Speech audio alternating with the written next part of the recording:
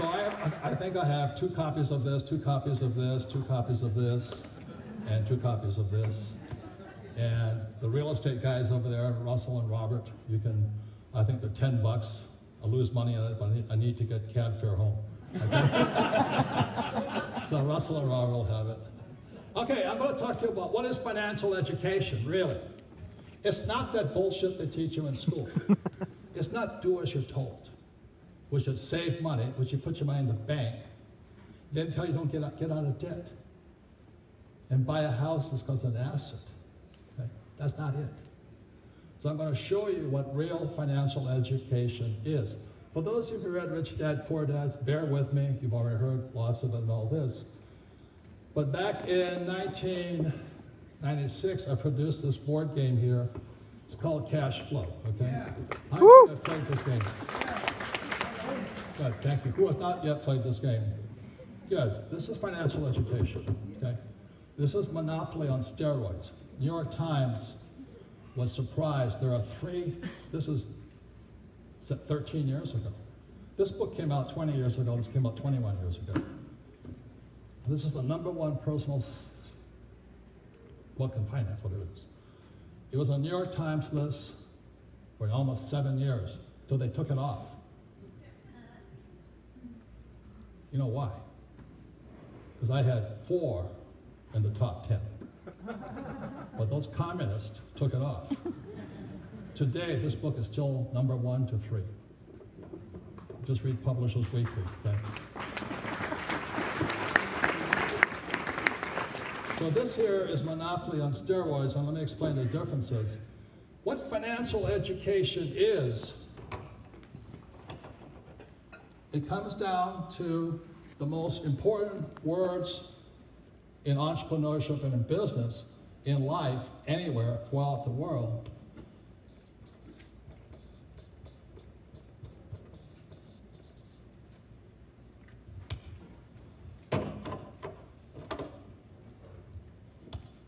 So very simply said, financial education is how do you control cash flow? That's it.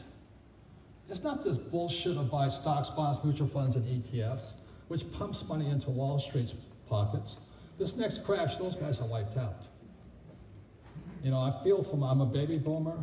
Those guys with 401ks or IRAs and state pensions, we're in trouble. You know, that's not an accident. It's not an accident. So, very simply, it's cash flow, and the next thing that it is a thing called, so how do you determine cash flow? Well, it goes down to financial literacy. Financial literacy is how do you read money? That's all it is. Literacy is the vocabulary of money. And they don't teach you that in school. They tell you what to do, which is to invest, save money, stocks, bonds, mutual funds, and ETFs. But it only makes guys like me richer. It makes Wall Street richer. It makes the Federal Reserve, which manipulates the whole system, richer. There are more, I think there's 4,000 economists in the Federal Reserve system. And the reason they work for the Federal Reserve is they can't get a job on Wall Street. So, as a kid, this is what my rich dad taught me, and this gives the difference between monopoly, is, again, this literacy, this is income, expense, asset, liability. So you have to know the definition of those words, okay? And it's really, really simple. So when your real estate agent says to you, your house is an asset, they're lying to you. Your house is not an asset. Just look at how the cash flows. So when I was a little boy, this is what my rich dad taught me, literacy. Assets, put money in your pocket, whether you work or not. Liabilities, take money from your pocket. So repeat after me. Assets, come on you guys, this is how you get educated. Assets, put money in your pocket. One more time. Assets, put money in your pocket. Whether you work or not. And liabilities, take money from your pocket, whether you work or not. One more time. Assets, what? Put money in your pocket. Liabilities, Take money. that's all I know. Okay, that's it. That's literacy. So, basically, it's all and what determines the asset or liability is not the house, but cash flow. That's an asset. Liability. So when a banker, bankers never ask me for my report card.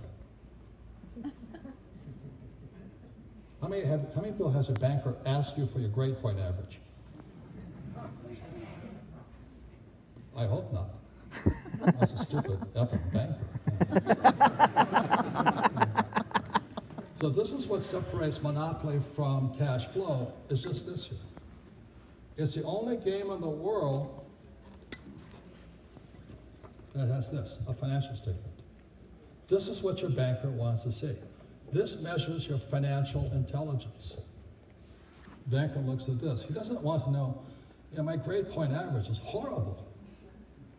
But he looks at this. If I want money, he gives me as much, or she gives me as much money as I want. Because I know assets from liabilities. That's the only difference, sports fans. So when people say, what is Rich Dad, Poor Dad about? It's very simply a book on accounting. Okay, in the world of accounting, there are 3 basic forms. Number 1, what is this called? Income statement, P&L. What is this called? Balance sheet. What is this called? Statement of cash flow. Repeat after me. What is this called? Hello, you guys. Come on, you guys. Yeah, this is your lives on the line. Okay, if you don't know this stuff, some financial planner is going to tell you your 401k is an asset. It's not your asset, it's his asset. Okay? So what is this called? What's this called? Income statement. And what's this called? Balance sheet. And the third is called the statement of Cash flow. And that's what's on this board game here. Income statement, balance sheet, statement of cash flow. Kids play this game. They get it before the adults get the game. Okay? So, that's very simply it. So the difference is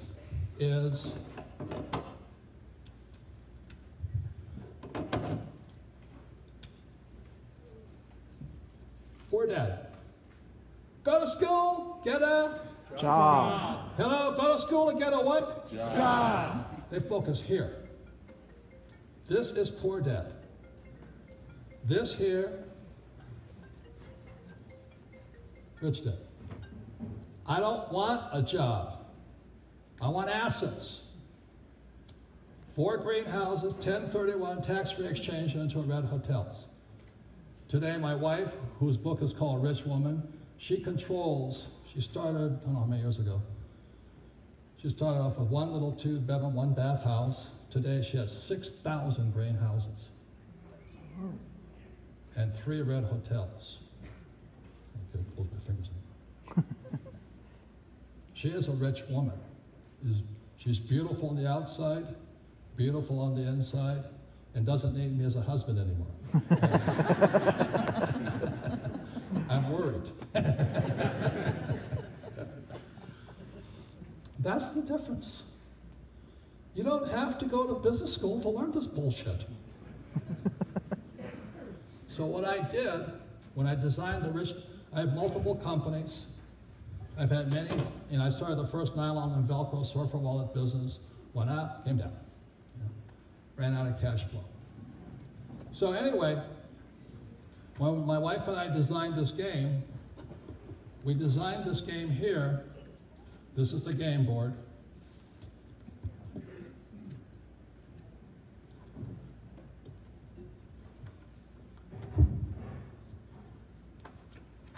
That's it.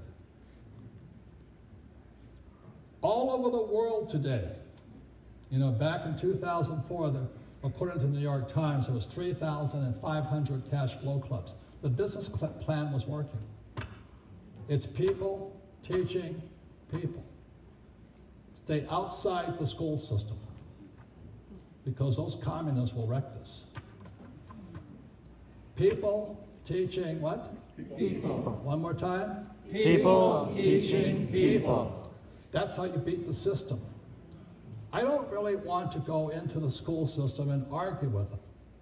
As my rich dad said, if you argue with an idiot, there's two idiots. How many people have been the second idiot? So rather than argue with the idiot, we just play the game. And we help each other learn. This is how, you don't give people answers, let their brain actually exercise. You have a cash, how many people have cash flow clubs here? Do you have one? One. Thank you. Very good. Thank you very much. That's how we beat the system.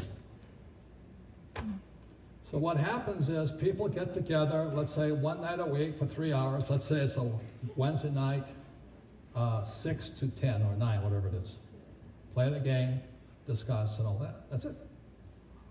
And their brains get agitated because you have to do something, You have to think, not be told what to do. Save money, get out of debt, and invest for the long term, well-diversified portfolio of stocks, bonds, and mutual funds.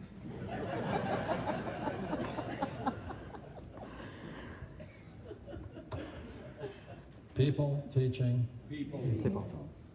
So that's what I decided to do. I said it was time to stop talking and start doing, teaching. So that's why this is the #1 personal finance book in history. 41 million copies, including bootlegged copies. It's still #3 to #1 on the New York Times, but they don't recognize it. Okay? People teaching People. That's how you beat the system. Okay. So, in continuing on, it's really quite simple when you look at this diagram here. What is a poor person? And I want to say something. People come and say, we're going to help the poor. That's what drives the white middle class crazy. All the PMEs like Hillary, they want to save the poor. The white middle class is getting wiped out. Their kids will not do as well as they did. That's the concern, and Hillary calls them deplorables. That's the trouble with these SOBs, okay, who went to the great schools. So, this is a poor person. Money comes in, money goes out. It's not how much money you make. The reason most sports stars are bankrupt 5 years after making millions is money came in and money went out. If that is your cash flow pattern, then Susie Orman is your teacher. She'll tell you to cut up your credit cards and all this, I was with her on stage one time and she had her credit card up and she cut it. Oh no! I felt like I was being circumcised or something.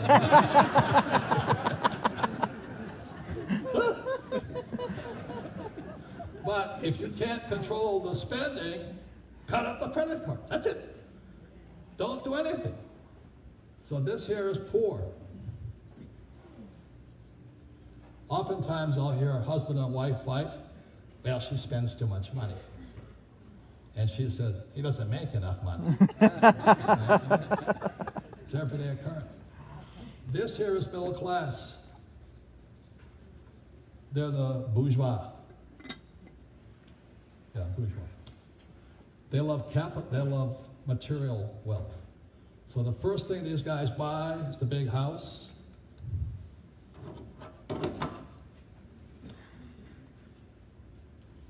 Then the car, then student loans, credit card, all that stuff, vacations. The middle class is the one that's toast today, they're gone. The poor will always have some kind of job, but the middle class, they're toast. If globalization doesn't get them, AI and robots will get them. So these doctors and lawyers are toast right now. They can be replaced. So, and this here again, it's the rich. They have assets. There are 4 basic asset classes. Number 1 is a business. Apple Computers, Microsoft, Dell, Zuckerberg, those guys. Real estate, paper, which is stocks, bonds, mutual funds, and savings, commodities. Gold, silver, guns, bullets, stuff like that.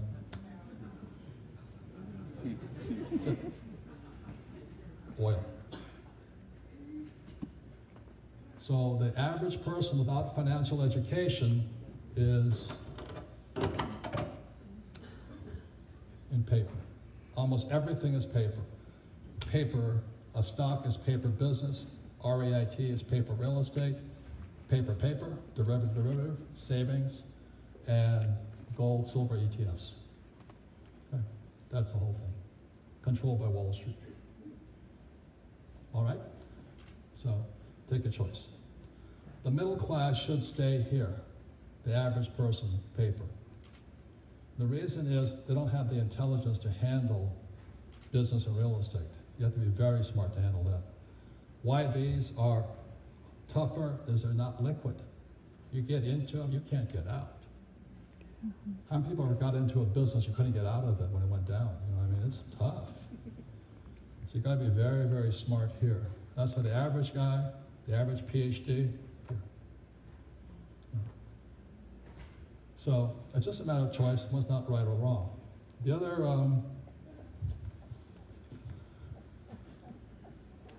the other thing I want to show really quickly is this chart here.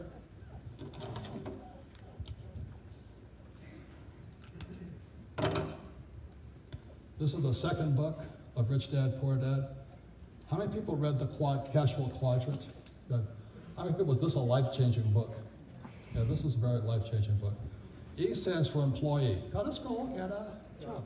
They do that. They do what it's told. S is self-employed. Special is like a doctor, a lawyer, small business, under 500 employees. And then this is big business, 500 employees or more. And I is investor, professional investor, Shark Tank, those guys. My goal was to get here.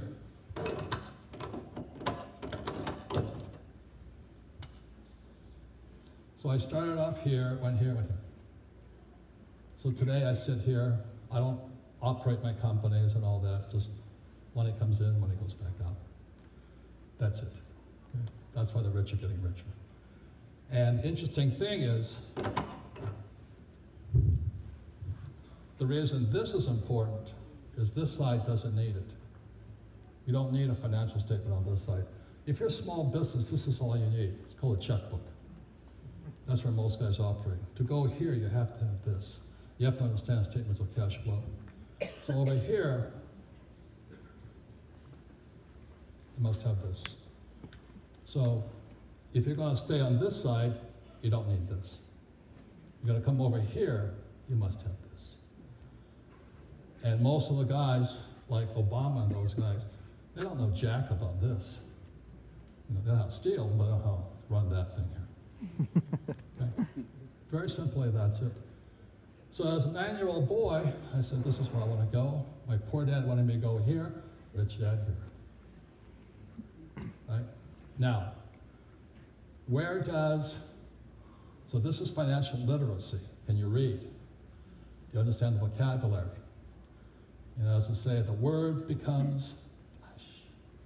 You know, assets and liabilities, you get rich. Okay? So, the other point here that most people don't get, this here is Rich Dad, Poor Dad. This is elementary school. So I just came out, we can show this diagram. This is my book coming out right now. It's called Why the Rich Are Getting Richer. It's being released right now. That's graduate school. It's not for everybody. Less than probably 1 out of 1,000 can do it. But it's about this. Okay. So what makes that book different is this: the highest degree of financial intelligence is, can I use debt to acquire assets. That's the highest form of intelligence. So when the markets crashed in 2007, 2008, I thought I died, I went to heaven, you know. I said, forgive me, Lord, but I'm having a good time now. But, I borrowed $300 million from here to here. That's why the rich are getting richer. We use debt. And as interest rates fell, you know, when I borrowed several hundred million at 2.6%, I thought I died and went to heaven. The savers got wiped out, but the debtors win. If it goes bust, just give it back. I get bailed out. That's the American system. Right? Now, so this is one idea. This is using debt to get rich. The other reason the rich get richer, taxes. Ironically, the more debt you carry, the less tax you pay. That's because of the Federal Reserve System. They want us to borrow money. If we don't borrow money, the system collapses. So when Dave Ramsey says, live debt-free, that's good for those guys. It's not good for me. Your choices, Susie Orman, Dave Ramsey, or me. And Susie's a little cuter, but she's not into guys. You know,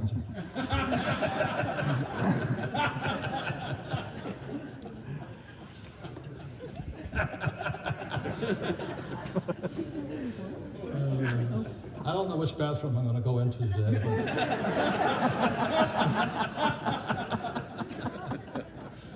But I want to show you a video. Can we show that cover again? Why the rich are getting richer? So that's the book, but the trick is this time it got smarter. Inside this book is called Rich Dad TV. And Rich Dad TV is free to whoever buys the book. It's 10 lessons. It's called How to Awaken Your Financial Genius. Okay, so the 10 lessons, I did a TED Talk, and I said, Jesus, this is a good idea, TED Talks. So I put basically 10 TED Talks inside Why the Rich are Getting Richer. And it's designed for people who have cash flow clubs. So the way it works here is this, is that you go in, you know, you watch one of the videos, lesson number 1. And then you play the cash flow game. Come back a week later, lesson number 2. Play the cash flow game. And at the end of 10 weeks, you completely screwed up. You know? Because you don't, it disorients you. So which way am I going to go? Then you have choice. You don't have to do as you're told. So I want to show you one of these videos. It's by my tax guy. This is another thing, you know, I've heard a lot of whimpering and whining from this place here today. I hear these complaints about bureaucrats. Ladies and gentlemen, bureaucrats are fucking stupid.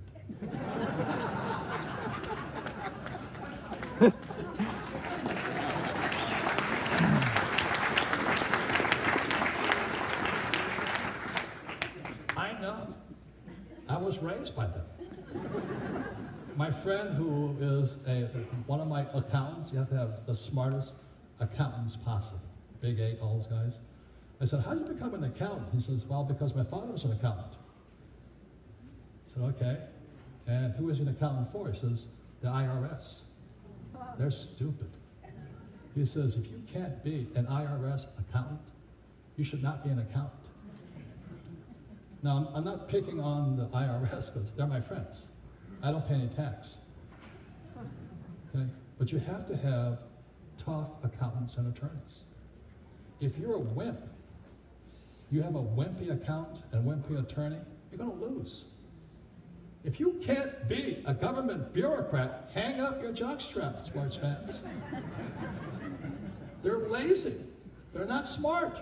They just want the paycheck, just as Harriet said. They want their paycheck. They just don't want to get fired, but they can't fire them anyway. But anyway, you know. So ladies and gentlemen, stop complaining about the bureaucrats and be grateful they're so incompetent. If your accountant or your attorney can't beat theirs, you're in trouble. Because you've got stupid accountants and attorneys. I've met so many accountants who are more afraid of the IRS than I am. That's why you fired them. Do I make sense, you guys here? Yeah. Hello? I hear a lot of whimpering about bureaucrats. Bless their hearts. God bless them. Kick their asses. Have a good time. Take their money. So here's my accountant. He is Ernst & Young. I think it's Ernst & Young. He's one of the smartest accountants I know. I have the smartest team of advisors. We go in, we kick ass. We take their effing money. We don't pay taxes. They mess with us, we mess back. The reason your freedom is being lost is because you're chicken shit. Fight those bastards. Woo!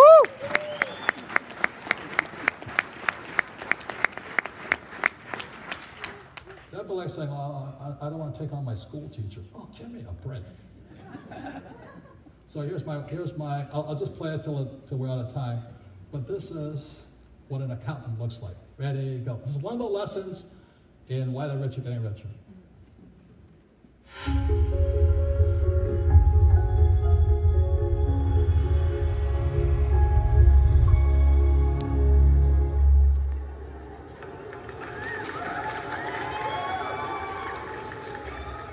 How many of you pay taxes? Raise your hand. Thank you. And how many of you would prefer not to pay taxes? Raise your hand. Thank you. And how many of you know somebody who cheats on their taxes so they don't pay taxes? Raise your hand. Thank you. I'm Tom Wheelwright. I'm here to tell you today, you don't have to cheat in order to not pay taxes. Now, I grew up in Salt Lake City, Utah, heart of Mormonism. And I spent, as a result, 2 years as a Mormon missionary, knocking on doors of all places, Paris, France. Now, I was very successful as a Mormon missionary. In 2 years, I converted 2 people. So I got used to rejection. In fact, you could say that that was really the start of my entrepreneurship training.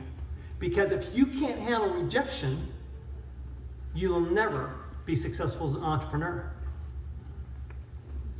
Now, for the last 35 years, I've dedicated my life to learning and studying the tax law. I have a master's of tax degree from the University of Texas at Austin. I developed and taught courses to thousands of CPAs and accountants when I was in the National Tax Department of Ernst & Young. I taught hundreds of Masters of Tax students as a professor at Arizona State University. And for the last 25 years, as founder and CEO of Provision, have taught thousands and thousands of entrepreneurs and investors like yourself around the world how to permanently reduce your taxes. Now, as I travel around the world, I hear the same thing every place I go. You can't do that here. I'm going, seriously? I'm a nice guy. I travel halfway around the world to teach you how to permanently reduce your taxes, and you tell me you can't do that here? Well, let me tell you, look around. How many of you know somebody who's doing that here, not paying taxes? How many suspect that there are some who are doing it legally even? Raise your hand. The reality is, it's up to you on whether or not you legally pay taxes. How many of you are willing to learn how to make more money and pay less taxes as an entrepreneur? Raise your hand. You're in the right place. So there's a reason that people tell me around the world, you can't do that here. And it's because of how they earn their money. Remember, there are 4 ways you can earn money. You can go to school and get a job and earn it as an employee. Or you can go to school, even more school, become a doctor, a lawyer, an accountant, and be a specialist or a small entrepreneur. Or you can be a big entrepreneur, a big business owner. Or you can earn it as a professional investor, a true entrepreneur.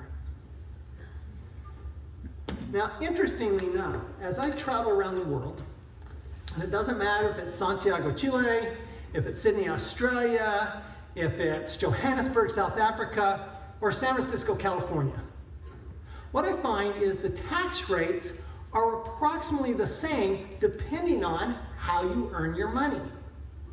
So on average, around the world, if you earn your money as an employee, you're going to pay about 40% in taxes. Now, if you're going to then become a specialist, get even more education, and earn your money as a specialist, small entrepreneur, you're actually going to pay even a higher tax rate, wow. 60% on average. Now, as you move, if you can move over here to the big business owner, the big entrepreneur, you can actually reduce your tax rate to 20%.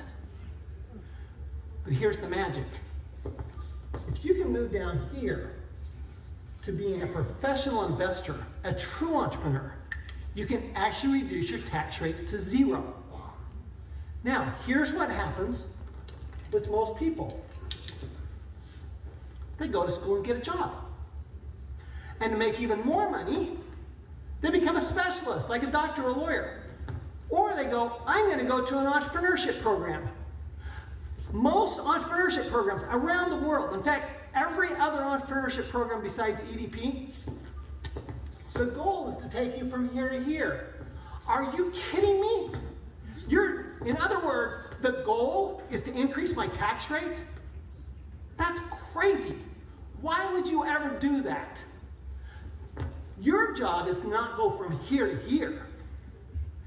If you really want to reduce your tax rates, you really want to become wealthy, you have to go from here to here first. But then, as we teach in EDP, you have to go from here to here.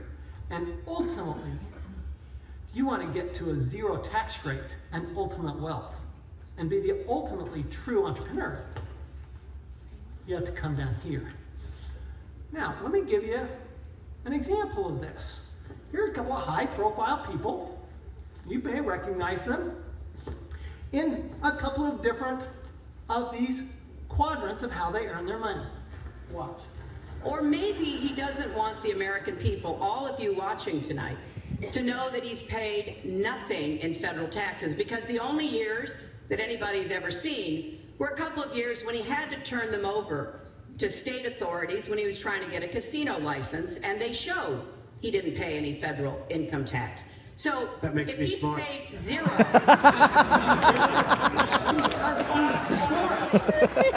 Donald Trump